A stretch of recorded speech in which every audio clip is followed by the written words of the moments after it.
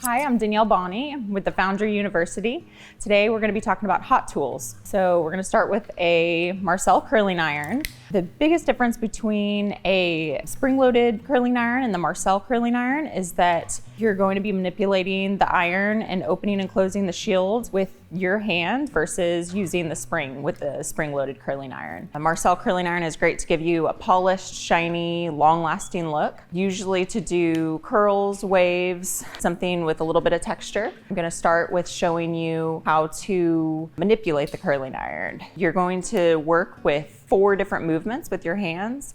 So you want to think about making a box with your hands. So you're going to start and open front to back using your thumb, and then you're going to roll, let the shield open using your fingers top to bottom, and then continue rolling using your knuckles front to back, roll up top to bottom using just your thumb, and then all the way back to the starting position front to back. Get those down, you should be able to kind of roll through a little faster. And this way you can work through the hair, start at the top where it needs more heat, work through the ends where it needs the least amount of heat. We're going to start with a horizontal curl. A horizontal curl is great for a more tousled look, great for updo prep, a good structured wave in the hair to give it some texture. You are going to hold your curling iron completely horizontal the whole way through. So you're going to first go in with your iron.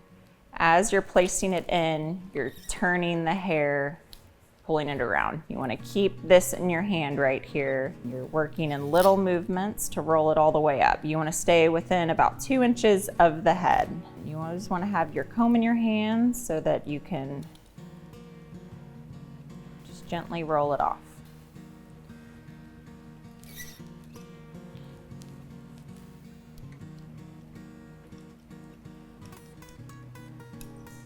I'm going to work up the head in a brick-laid pattern so that there's no big splits in the hair. This one is going to be directly over these 2 curls to bridge that gap. Going in, turning as you're putting the curling iron in, keeping some tension on the tails to help walk it around. Place your comb and then pull it off.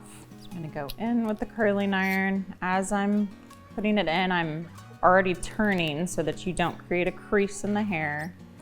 Keeping some tension on the tails here.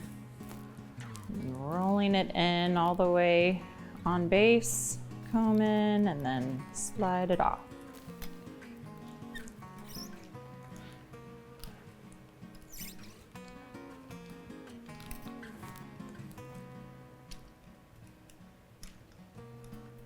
So the subsection should be about the width of your curling iron barrel. So should be the thickness of about 1 1/4 in this situation. And as you're rolling through, you're using those 4 movements to help manipulate the curling iron and help keep it as close to the head as possible.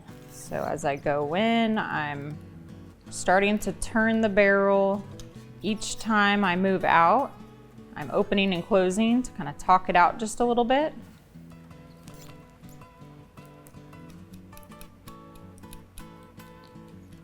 And then the same thing, talking it out as you release it from the iron. You do want to tailor to where the part is going to be, but I'm gonna move up the head, just kind of moving around and pretty much doing the same thing all the way through to the part line.